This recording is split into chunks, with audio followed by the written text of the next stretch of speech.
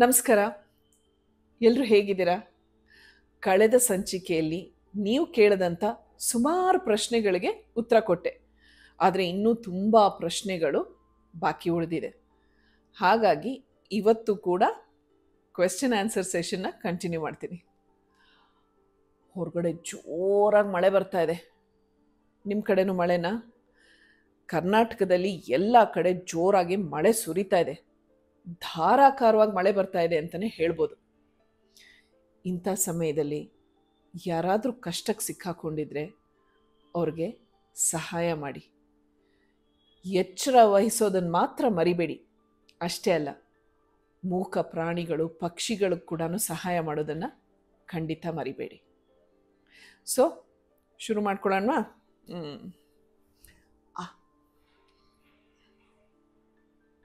Ma'am, Brigade ಗೇಟ್ವೇನಾ? ಅಲ್ಲ, ಇದು ಅಪಾರ್ಟ್ಮೆಂಟೇ. ಬಟ್ ಯಾವ ಹೆಸರು ಅಂತ ಹೇಳೋದು ಬೇಡ, ಓಕೆನಾ? ನೀವು ಯೂಸ್ ಮಾಡೋ ಸ್ಕ್ರಬ್ಬರ್ ಯಾವುದು, ಫೇಸ್ ಮಾಸ್ಕ್ ಯಾವುದು ಮ್ಯಾಮ್?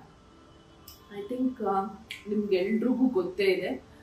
ನಾನು ಭಾಳ ವರ್ಷಗಳಿಂದ ತುಂಬ ವರ್ಷಗಳಿಂದ ಕ್ರುಯಲ್ಟಿ ಫ್ರೀ ಪ್ರಾಡಕ್ಟ್ಸ್ನ ಯೂಸ್ ಮಾಡೋದು.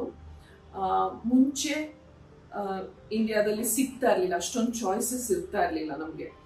ಸೊ ಹಾಗಾಗಿ ಕೆಲವೊಂದು ನಮ್ಮ ಅಡುಗೆ ಮನೇಲಿ ಸಿಗುವಂಥ ಪದಾರ್ಥಗಳನ್ನೇ ಬಳಸ್ತಾ ಇದ್ದೆ. ಆದರೆ ಈಗ ತುಂಬ ಇದೆ, ತುಂಬ ನಮ್ಮ ಇಂಡಿಯನ್ ಮಾರ್ಕೆಟ್ ಅಂದರೆ ಇಂಡಿಯನ್ ಆಂಟ್ರಪ್ರನರ್ಸ್ ಅಥವಾ ಇಂಡಿಯನ್ ಬಿಸ್ನೆಸ್ನವ್ರು ಶುರು ಮಾಡಿರುವಂಥ ಕ್ರುಯಲ್ಟಿ ಫ್ರೀ ಪ್ರಾಡಕ್ಟ್ಸ್ ಬಹಳಷ್ಟು ಇದೆ. ಸೊ ಹಾಗಾಗಿ ಕೆಲವೊಂದು ಸತಿ ಬೇರೆ ಬೇರೆ ಬ್ರ್ಯಾಂಡ್ ಟ್ರೈ ಮಾಡ್ತೀನಿ, ಯಾವುದು ನನ್ನ ಸ್ಕಿನ್ಗೆ ಸೆಟ್ ಆಗತ್ತೆ ಅಂತ. ಆದರೆ ಮೇಯ್ನ್ ಆಗಿ ನಾನು ತುಂಬ ಯೂಸ್ ಮಾಡೋದು ನಮ್ಮ ಅಡುಗೆ ಮನೇಲಿ ಏನು ಸಿಗುತ್ತೋ ಅಂಥ ಪದಾರ್ಥಗಳನ್ನೇ ಯೂಸ್ ಮಾಡೋದು. ಎಕ್ಸಾಂಪಲ್, ಒಂದು ಟೊಮೆಟೊ ಹೆಚ್ಚಿನ ಟೊಮೆಟೊನೇ ಹಂಗೆ ತಿಕ್ತೀನಿ, ಅಥವಾ ಸೌತೆಕಾಯಿ ಇರ್ಬೋದು, ಅಥವಾ ಅರ್ಶಿನ ಮೊಸರು ಕಲಸಿ ಅದನ್ನು ಹಚ್ಕೊಳ್ಳೋದು ಇರ್ಬೋದು, ಆಸ್ ಎ ಫೇಸ್ ಪ್ಯಾಕ್, ಜೇನುತುಪ್ಪ, ಈ ಥರದ್ದೆಲ್ಲ ಆದಷ್ಟು ಮಟ್ಟಿಗೆ ನಮ್ಮ ಅಡುಗೆ ಮನೇಲಿ ಸಿಗೋವಂಥದ್ದೇನೆ ಉಪಯೋಗಿಸೋದು. ಟ್ರಾವೆಲ್ ಮಾಡುವಾಗ ಅಥವಾ ಟೈಮ್ ಇಲ್ಲ ಅಂತಂದಾಗ ಈ ಥರ ಬೇರೆ ಯಾವ್ದಾದ್ರು ಪ್ರಾಡಕ್ಟ್ಸ್ನ ಅಂದರೆ ಸ್ಟೋರ್ ಬಾಟ್ ಕೊಂಡ್ಕೊಂಡಂಥ ಪ್ರಾಡಕ್ಟ್ಸ್ನ ಯೂಸ್ ಮಾಡ್ತೀನಿ. ಯಾವುದು ಬ್ರ್ಯಾಂಡು ಅಂತ ಹೇಳಬೇಕಾದ್ರೆ ಕಷ್ಟ ಆಗುತ್ತೆ. Like I shed, I try different brands and ನಾನು ಯೂಸ್ ಮಾಡೋದು ನಿಮ್ಮ ಸ್ಕಿನ್ಗೆ ಸೂಟ್ ಆಗದೆ ಇರಬಹುದು. ಸೊ ಯಾವತ್ತು ಒಂದು ಪ್ಯಾಚ್ ಟೆಸ್ಟ್ ಅಂತಾರೆ, ಒಂದು ಚಿಕ್ಕ ಜಾಗದಲ್ಲಿ ಟೆಸ್ಟ್ ಮಾಡಿ ಆಮೇಲೆ ಪ್ರಾಡಕ್ಟ್ಸ್ನ ಬಳಸಿ. ಬಟ್ ಎಲ್ಲರಲ್ಲೂ ಒಂದು ರಿಕ್ವೆಸ್ಟ್ ಏನು ಅಂದರೆ, ಆದಷ್ಟು ಮಟ್ಟಿಗೆ ಕೆಮಿಕಲ್ಸ್ನ ಯೂಸ್ ಮಾಡಬೇಡಿ, ಕೆಮಿಕಲ್ ಫ್ರೀ ಯೂಸ್ ಮಾಡಿ. ಅದಕ್ಕೇನೆ ಕ್ರುಯಲ್ಟಿ ಫ್ರೀ ಪ್ರಾಡಕ್ಟ್ಸ್ನ ಯೂಸ್ ಮಾಡಿ, ಓಕೆನಾ? So yes, next question, what is Feb 19, 1986? ಮತ್ತೆ ಅದೇ ಪ್ರಶ್ನೆ. ಫೆಬ್ 19th, 1986 ಬಂದು ಆನಂದ್ ಶುರುವಾದಂಥ ದಿನ, ಅಂದರೆ ಮುಹೂರ್ತ ಮಾಡಿ ರೆಗ್ಯುಲರ್ ಪಿಕ್ಚರ್ ಶೂಟಿಂಗ್ ಶುರುವಾದಂಥ ದಿನ. ಆಮೇಲೆ yes, my date of birth is August 14th. ನಿಮ್ಗೆ ಏಜ್ ಆಗಲ್ವಾ? ಯಾರು ಹೇಳಿದ್ದಾಗಿಲ್ಲ ಅಂತ? ಏಜ್ ಆಗಿದೆ, ಅದಕ್ಕೆ ತಾನೇ ಈ ಕನ್ನಡಕ ಬಂದಿರೋದು. ವಡ ಹೆಲ್ತಿನಾ? ಯಾಕೆ ಹೆಲ್ತಿ ಅಲ್ಲ? ನಾವು ಅಂಗಡಿಯಿಂದ ತಂದು ಯಾವುದೋ ಸೀರಿಯಲ್ ತಿಂತೀವಿ, ಈಗೇನೋ ಮ್ಯೂಸಿಯಲ್ಲಿ ತಿಂತೀವಿ ಅಂತೆ, ಇನ್ನೇನೋ ತಿಂತೀವಿ, ಓಟ್ಸ್ ಅಂತೆ. ಅದೆಲ್ಲ ತಿನ್ನುವಾಗ ವಡ ಯಾಕೆ ಹೆಲ್ತಿ ಅಲ್ಲ? ಖಂಡಿತವಾಗ್ಲೂ ಹೆಲ್ತಿ. ಏಕೆಂದರೆ ನಮ್ಮ ಪೂರ್ವಿಕರು ಎಷ್ಟೋ ವರ್ಷಗಳಿಂದ ಈ ಊಟಗಳನ್ನೆಲ್ಲ ಮಾಡ್ಕೊಂಡು ಬಂದಿದ್ದಾರೆ. ಅದು ಮನೇಲಿ ಮಾಡಿರೋ ವಡ ಅಂತಂದರೆ ಅಫ್ಕೋರ್ಸ್ ಇನ್ನೂ ಹೆಲ್ತಿ. ಬಟ್ ನಿಮಗೆ ಗೊತ್ತಿರೋ ಜಾಗದಲ್ಲಿ, ಗೊತ್ತಿರೋ ಏನಂತಾರೆ ಹೋಟೆಲ್ ಇರ್ಬೋದು, ಅವರು ತುಂಬ ಹೈಜೀನ್ ಮೇಂಟೈನ್ ಮಾಡ್ತಾರೆ, ಕ್ವಾಲಿಟಿ ಪ್ರಾಡಕ್ಟ್ಸ್ ಯೂಸ್ ಮಾಡ್ತಾರೆ ಅಂದರೆ ಖಂಡಿತ ತಿನ್ಬೋದು. ಏಕೆಂದರೆ ಉದ್ದಲ್ಲಿ ತುಂಬ ಪೌಷ್ಟಿಕಾಂಶತೆ ಇದೆ. ಅದನ್ನೆಲ್ಲ ಹೇಳ್ತಾ ಕೂತ್ಕೊಳ್ಳಲ್ಲ. ಆ್ಯಂಡ್ ನಮ್ಮ ದೇಹಕ್ಕೆ ಸರ್ಟನ್ ಅಮೌಂಟ್ ಆಫ್ ಆಯಿಲ್ ಬೇಕು, ಅಂದರೆ ಫ್ಯಾಟ್ಸ್ ಬೇಕೇ ಬೇಕು. ಏಕೆಂದರೆ ಕೆಲವೊಂದು ವಿಟಮಿನ್ಸ್ ಅದೆಲ್ಲ ನಮ್ಮ ಬಾಡಿ ಸಿಂಥಸೈಸ್ ಮಾಡಬೇಕು, ಪ್ರಾಸೆಸ್ ಮಾಡಬೇಕು ಅಂದರೆ ಅದಕ್ಕೆ ಫ್ಯಾಟಿನ ಅವಶ್ಯಕತೆ ಇದೆ. ಸೊ ಒಳ್ಳೆ ಎಣ್ಣೆ ಉಪಯೋಗಿಸಿ, ಅಂದರೆ good quality oil, cold pressed oil ಅಂತದೆಲ್ಲ ಉಪಯೋಗಿಸಿ ಮಾಡಿದ್ರೆ ಖಂಡಿತವಾಗ್ಲೂ ವಡ ಹೆಲ್ತಿ.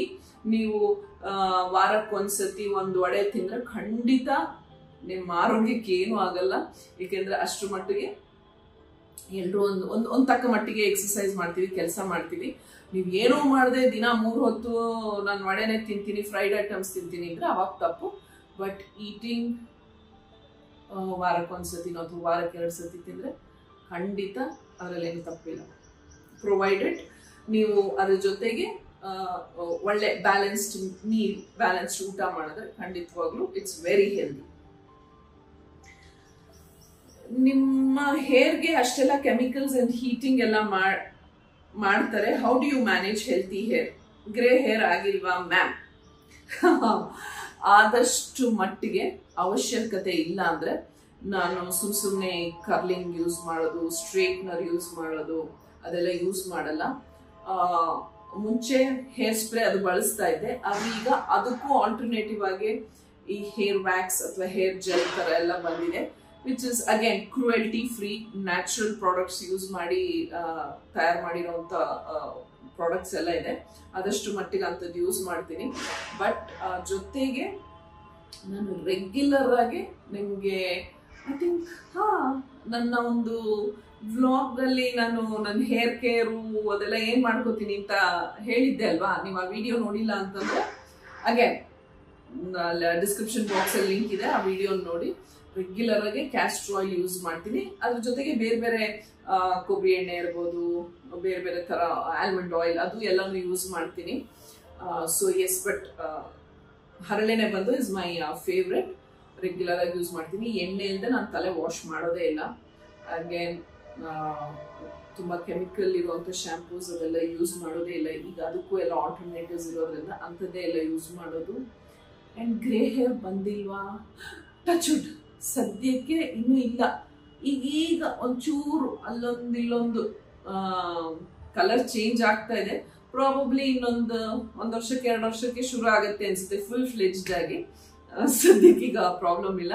ಹಾಗೆ ಟಚ್ವುಡ್ ಲಕ್ಕಿ ನಮ್ಮಮ್ಮನ ಜೀನ್ಸ್ ಬಂದಿದೆ. ನಮ್ಮಮ್ಮಂಗೆ ಅವ್ರಿಗೆ ತುಂಬಾ ವರ್ಷ ಆದ್ರೂ ಬಿಳಿ ಕೂದಲು ಬಂದೇ ಇರಲಿಲ್ಲ. ಅವ್ರಿಗೆ ಜೆಟ್ ಬ್ಲ್ಯಾಕ್ ಕರ್ಲಿ ಹೇರ್ ಇತ್ತು.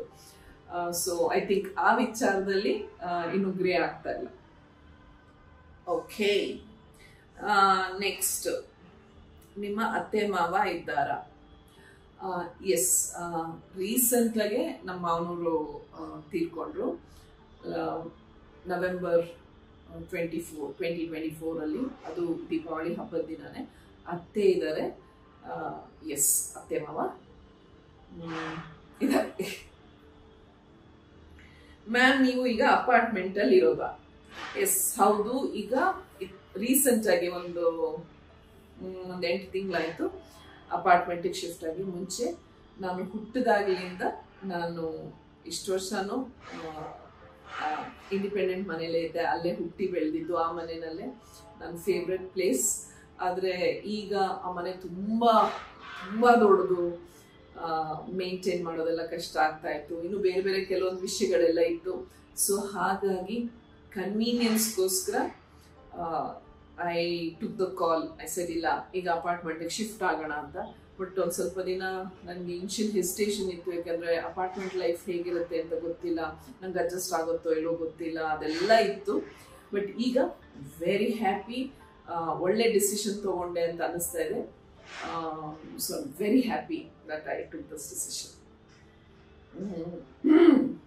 Ma'am, where is your other dog? ಯಾರ ಬಗ್ಗೆ ಕೇಳ್ತಾ ಇದ್ದೀರಾ? ಗಂಗಮ್ಮನ ಬಗ್ಗೆನಾ?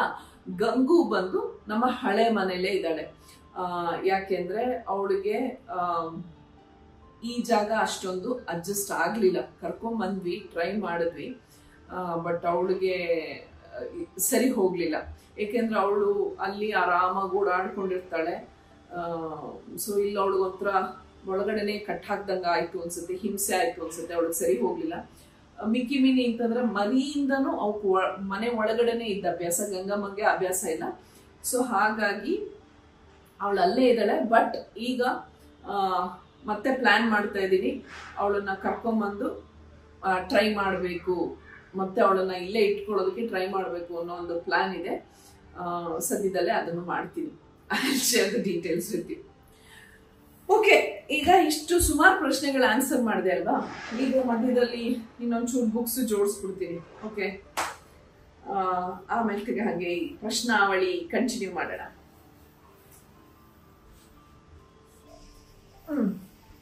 ಈ ಪುಸ್ತಕದಿಂದ ಆಗ್ಲೇ ಕೆಲವು ಪೇಜಸ್ ಎಲ್ಲ ಬಿದ್ದೋಗಿತ್ತು, ಅದನ್ನ ಹಾಕ್ತಾ ಹಾಕ್ತಾ ಕಂಟಿನ್ಯೂ ಮಾಡೋಣ. ಮಧ್ಯದಲ್ಲಿ ಒಂದೆರಡು ಪ್ರಶ್ನೆಗಳು ಬಿಟ್ಟು ಹೋಗಿತ್ತು, ಅದನ್ನ ಆನ್ಸರ್ ಮಾಡ್ಬಿಡ್ತೀನಿ. ನೀವು ಆನಂದ್ ಸಿನಿಮಾ ಮಾಡಿದಾಗ ನಿಮ್ಗೆ ಎಷ್ಟು ವಯಸ್ಸು, ನೀವೇನು ಓದ್ತಾ ಇದ್ರಿ ಅಂತ.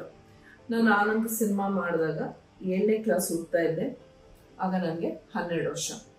ಆಮೇಲೆ ಪಾರ್ವತಮ್ಮನವ್ರ ಬಗ್ಗೆ ಹೇಳಿ, ಅವ್ರ ಥರನೇ ನಾವು ಕುಟುಂಬದವರೆಲ್ಲ ಬಿಸ್ನೆಸ್ ಅಲ್ಲಿ ಮುಂದುವರಿಬೇಕು, ಸಕ್ಸಸ್ಫುಲ್ ಆಗಬೇಕು ಅಂತ ಕೇಳಿದ್ದಾರೆ. ಅಮ್ಮ ಪಾರ್ವತಮ್ಮನವರು ಬಂದು ಒಂದು ಎನ್ಸೈಕ್ಲೋಪೀಡಿಯಾ, ಅವರು ಒಂದು ರೀತಿಲಿ ಎನ್ಸೈಕ್ಲೋಪೀಡಿಯಾ. ಪ್ರತಿಯೊಬ್ಬ ಹೆಣ್ಣಿಗೂ ಪಾರ್ವತಮ್ಮನವರು ಬಂದು ಒಂದು ಇನ್ಸ್ಪಿರೇಷನ್, ಒಂದು ರೋಲ್ ಮಾಡೆಲ್.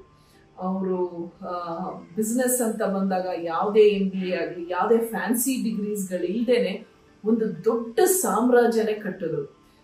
ಕನ್ನಡ ಇಂಡಸ್ಟ್ರಿ ಇವತ್ತು ಈ ಮಟ್ಟಕ್ಕೆ ಬೆಳೆಯಕ್ಕೆ, ಆಮೇಲೆ ನಂತರ ಬಹಳಷ್ಟು ಜನ ಕಲಾವಿದರಿಗೆ ಜೀವನ ಕಟ್ಕೊಟ್ಟಿದ್ದಾರೆ. ಸೊ ಅವ್ರ ಬಗ್ಗೆ ಒಂದೆರಡು ಸಾಲಲ್ಲಿ ಮಾತಾಡೋಕ್ಕಾಗಲ್ಲ, ಇನ್ನೊಂದ್ಸಲ ಅದಕ್ಕೆ ಒಂದು ಸಪ್ರೇಟ್ ವಿಡಿಯೋ ಮಾಡ್ತೀನಿ. ಸೊ ಡೆಫಿನೆಟ್ಲಿ, ಏಕೆಂದರೆ ಅವ್ರ ಬಗ್ಗೆ ಮಾತಾಡೋದು ಅದು ಒಂದು ರೀತಿ ನನ್ನ ಪುಣ್ಯ ಅಂತಾನೆ ಹೇಳ್ಬೋದು. ಆಮೇಲೆ ನೀವು ಸಾಂಬಾರ್ ಮಾಡಿದಾಗ ಅದು ಗ್ರೀನ್ ಕಲರ್ ಇತ್ತು ಹೇಗೆ ಅಂತ ಕೇಳಿದಿರ. ಏನಿಲ್ಲ, ಅದು ಎಲ್ಲ ಸೊಪ್ಪು ಹಾಕಿ ಮಾಡಿದಂಥ ಸಾಂಬಾರ್. ಏನಿಲ್ಲ, ಒಗ್ಗರಣೆಗೆ ಮಾಮೂಲಿ ಸಾಸಿವೆ ಒಗ್ಗರಣೆಗೆ ಹಸಿಮೆಣಸಿನ್ಕಾಯಿ ಹಾಕ್ತೆ, ಕರಿಬೇವು ಹಾಕ್ತೆ. ಆಮೇಲೆ ಅವತ್ತು ಏನು ಸೊಪ್ಪಿತ್ತು, ಐ ಥಿಂಕ್ ದಂಟು, ಪಾಲಕ್ಕು, ಆಮೇಲೆ ಚಕೋತ ಎಲ್ಲ ಮಿಕ್ಸ್ಡ್ ಸೊಪ್ಪಿತ್ತು ಅನ್ಸುತ್ತೆ, ನಂಗೆ ಈಗ ಸರಿಯಾಗಿ ಜ್ಞಾಪಕ ಇಲ್ಲ. ಅದು ಹಾಕಿದಾಗ ಅದೊಂಥರ ಒಂಚೂರು ಹಸಿರು ಬಣ್ಣ ಬಿಡ್ತು, ಅದಕ್ಕೊಂದು ಸ್ವಲ್ಪ ಬೇಳೆ ಸೇರಿಸ್ದೆ ಅಷ್ಟೇ. ಅದಕ್ಕೆ ಬೇರೆ ಯಾವ ಮಸಾಲೆನೂ ಹಾಕಲಿಲ್ಲ. ಒಂಚೂರು ಹುಣಸೆ ಹಣ್ಣು, ಉಪ್ಪು ಅಷ್ಟೇನೆ. ಅದು ಆ ಹಸಿಮೆಣಸಿನ್ಕಾಯಿ ಖಾರದಲ್ಲೇ ಬೆಂದಿದ್ದು ಅಷ್ಟೇ ಖಾರ, ವೆರಿ ಲೈಟ್ ಮೈಲ್ಡ್ ಖಾರ. ಐ ಥಿಂಕ್ ಇದು ಮುದ್ದೆಗೋಸ್ಕರ ಮಾಡಿದ್ದೆ, ಕರೆಕ್ಟ್. ಸೊ ಅಷ್ಟೇನೆ, ಅದರಿಂದ ಅದು ನಿಮಗೆ ಗ್ರೀನ್ ಆಗಿ ಕಾಣಿಸಿದೆ, ಬೇರೆ ಏನು ಇಲ್ಲ. Very simple and very easy sambar to make. Next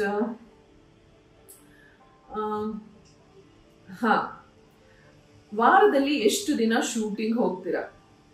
ಅದೇನಾತ್ರ ಎಲ್ಲ ಫಿಕ್ಸ್ಡೇ ಇಲ್ಲ.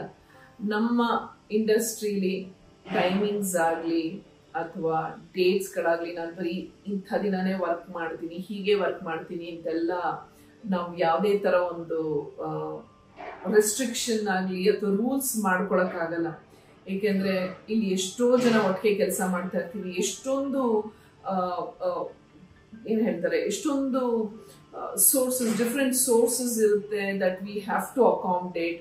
ಒಂದೊಂದ್ಸಲಿ ಯಾವುದೋ ಡೇಟ್ ಇರಲ್ಲ, ಅಥವಾ ಇನ್ನೆಲ್ಲೋ ಲೊಕೇಶನ್ ಏನೋ ಪ್ರಾಬ್ಲಮ್ ಆಗುತ್ತೆ, ಅಥವಾ ಮಳೆ ಬಂದ್ಬಿಡುತ್ತೆ, ಇನ್ನೇನೋ ಟೆಕ್ನಿಕಲ್ ಪ್ರಾಬ್ಲಮ್ ಆಗುತ್ತೆ.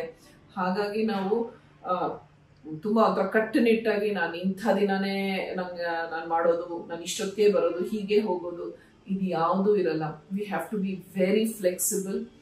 ಆ್ಯಂಡ್ ಇವಾಗ ನೋಡಿ, ನಾಳೆ ಭಾನುವಾರ ಆದರೂ ನನಗೆ ಶೂಟಿಂಗ್ ಇದೆ, ನಮ್ಮ ಶ್ರೀರಸ್ತು ಶುಭಮಸ್ತು ಶೂಟಿಂಗ್ ಇದೆ. ಸೊ ಹೋಗಲೇಬೇಕು. So like I said, no restrictions. ಎಲ್ಲ ಮಾತಾಡ್ಬೋದು, ಆಮೇಲೆ ಟ್ರೈ ಮಾಡಬಹುದು. ಇಲ್ಲ ನಾನು ಭಾನುವಾರ ಕೆಲಸ ಮಾಡಲ್ಲ ಅಂತ. ನಾನು ಒಂದೊಂದು ಸತಿ ಹೇಳ್ತೀನಿ, ಇಲ್ಲ ನಾನು ಭಾನುವಾರ ನನಗೆ ಒಂದಿನ ಫ್ರೀ ಬೇಕು ಅಂತ. ಬಟ್ ಕೆಲವೊಂದ್ಸತಿ ಏನೋ ಒಂದು ಸಂದರ್ಭ ಬರುತ್ತೆ ಅಂಥ ಟೈಮಲ್ಲಿ. ಏಕೆಂದರೆ ನಾವು ಪ್ರೊಡ್ಯೂಸರ್ಗಳು, ಅವ್ರ ಕಷ್ಟಗಳು ಬೇರೆ ಎಲ್ಲ ಎಷ್ಟೊಂದು ವಿಷಯಗಳಿರುತ್ತೆ, ಎಲ್ಲನೂ ನೋಡ್ಬೇಕಲ್ವಾ. ಸೊ ಹಾಗಾಗಿ ತುಂಬ ಸ್ಟ್ರಿಕ್ಟ್ ಆಗಿ ಇರೋಕ್ಕಾಗಲ್ಲ. ಸೊ ಆ ಥರ ಏನಿಲ್ಲ. ಸಮ್ಟೈಮ್ಸ್ ಒಂದು ವಾರ, ಇವಾಗ UK ಹೋದಾಗ ಒಂದು ವಾರ ರಜಾ ತಗೊಂಡಿದ್ದೆ. ಸೊ ಅವಾಗ ಒಂದು ವಾರ ಫುಲ್ ಶೂಟಿಂಗ್ ಮಾಡಲಿಲ್ಲ. ಒಂದೊಂದ್ಸತಿ ಇಡೀ ವಾರ ಶೂಟಿಂಗ್ ಮಾಡ್ತೀನಿ, ರಜಾನೇ ಇರಲ್ಲ. So there is no hard and fast rule. Hi ma'am, while you were speaking about your daughter's studies, you said that your husband is a CA. Could you give a suggestion whether it's good to pursue a CA course along with degree or to do after the degrees, as my daughter is interested in that field? Kindly share with me your suggestion in the upcoming vlogs. Actually ma'am, the reason behind this question is that whether it will be stressful to her along with degrees. ಸಾರಿ, ಒಂದು important thing, ಯಾರು ಯಾವ ಪ್ರಶ್ನೆ ಕೇಳಿದ್ದಾರೆ ಅಂತ ನಾನು ಅವ್ರ ಹೆಸರು ಹೇಳ್ತಾ ಇಲ್ಲ, ಯಾಕೆಂದರೆ ತುಂಬ ಟೈಮ್ ಹಿಡಿತಾ ಹೋಗುತ್ತೆ. ಹೌದು, ನನ್ನ ಹಸ್ಬೆಂಡ್ ಬಂದು CA. ನನ್ನ ಮಗಳು ಸುಬಿಕುಟಿ ಓದಿದ್ದು ಲಾ, ಅವಳು BCom LLB ಮಾಡಿದ್ಲು. ಈಗ ಕಂಪನಿ ಸೆಕ್ರೆಟರಿ, ಅದು CA ತರನೇ, ಅದು ಒಂದು ಇನ್ಸ್ಟಿಟ್ಯೂಟ್ ಕೋರ್ಸ್, ಅದಕ್ಕೆ ಓದ್ತಾ ಇದ್ದಾರೆ. ಇವಾಗ ತುಂಬಾ ಆಪ್ಷನ್ಸ್ ಇದೆ. ಸಾರಿ, ನನಗೆ ನಿಮ್ಮ ಹೆಸರು ಗೊತ್ತಾಗಲಿಲ್ಲ, ಹೇಳ್ತಾ ಇಲ್ಲ ಇಲ್ಲಿ. ನಾನು ಮೆನ್ಷನ್ ಮಾಡ್ತಾ ಇಲ್ಲ. ಇದಕ್ಕೆ ನೀವು ಕರೆಕ್ಟಾಗಿ ಒಂದು ಕೆರಿಯರ್ ಕೌನ್ಸಿಲರ್ನ ಅಪ್ರೋಚ್ ಮಾಡೋದು ಒಳ್ಳೆಯದು. ಏಕೆಂದರೆ ಇತ್ತೀಚೆಗೆ ತುಂಬ ಬದಲಾವಣೆಗಳಾಗಿದೆ. ತುಂಬ ಜನ ಮಕ್ಕಳು PUC ಆಗ್ತಾ ಇದ್ದಂಗೆ CAಗೆ ಸೇರ್ಕೋತಾ ಇದ್ದಾರೆ. ಮುಂಚೆ ಎಲ್ಲ ಹೇಗಿತ್ತು ಅಂತಂದರೆ BCom ಮಾಡಿ CA ಮಾಡ್ತಾ ಇದ್ರು. ಈಗೆಲ್ಲ ಟ್ರೆಂಡ್ ಹೆಂಗಿದೆ ಅಂತಂದರೆ ಡೈರೆಕ್ಟಾಗಿ ಅವರು CAಗೆ ಸೇರ್ಕೋತಾ ಇದ್ದಾರೆ. So it is a personal choice ಅಂತ ನನಗನ್ಸುತ್ತೆ. Please, I am not the right person to guide you on this matter. So ದಯವಿಟ್ಟು ಕರೆಕ್ಟಾಗಿ ನೀವೆಲ್ಲರೂ ಕೆರಿಯರ್ ಕೌನ್ಸಿಲರ್ನ ಕೇಳಿ, ಅಥವಾ ಫೈನಲಿ ನಿಮ್ಮ ಮಗಳಿಗೆ ಏನಿಷ್ಟ, ಅವಳ ಚಾಯ್ಸ್ ಏನಿದೆ ಅಂತಲೂ ನೀವು ಕೇಳ್ಕೊಡಿ. ಯಾಕೆಂದರೆ ಇವಾಗ ನನ್ನ ಮಗಳು ಲಾ ಜೊತೆಗೆ CS ಮಾಡ್ತಾ ಇದ್ಲು. ಬಟ್ ಅವಳದು CS ಈ ಟೈಮ್ಗೆ ಮುಗಿದು ಹೋಗ್ತಾ ಇತ್ತು ಲಾ ಜೊತೆಗೆ. ಬಟ್ ಏನಾಯ್ತು ಅಂದರೆ ಎಕ್ಸಾಮ್ ಡೇಟ್ಸ್ ಕ್ಲಾಶ್ ಆಗಿದ್ರಿಂದ ಅವಳು ಮೊದಲು ಲಾ ಮುಗಿಸ್ಕೊಂಡು ಈಗ CS ಬರಿತಾ ಇದ್ದಾಳೆ. ಸೊ ಕೆಲವು ಮಕ್ಕಳಿಗೆ ಇಷ್ಟ ಇರುತ್ತೆ ಓದಕ್ಕೆ, ಆ ಸ್ಟ್ರೆಸ್ ತಗೋತೀವಿ, ಪರವಾಗಿಲ್ಲ, but we want to study ಅಂತಾರೆ. So it's a very individual thing. But CA ಬಂದು ಒಳ್ಳೆ ಕೋರ್ಸು ಖಂಡಿತ ಮಾಡಲಿ ಅವರು. All the best to her. ಪ್ರಶ್ನೆಗಳು ಅಕ್ಷಯವಾಗ್ತಾ ಇದೆ. ಇದನ್ನ ಮತ್ತೆ ಮುಂದುವರಿಸ್ತೀನಿ. ಇದು journey of life positively with smile and love. ನಮಸ್ಕಾರ.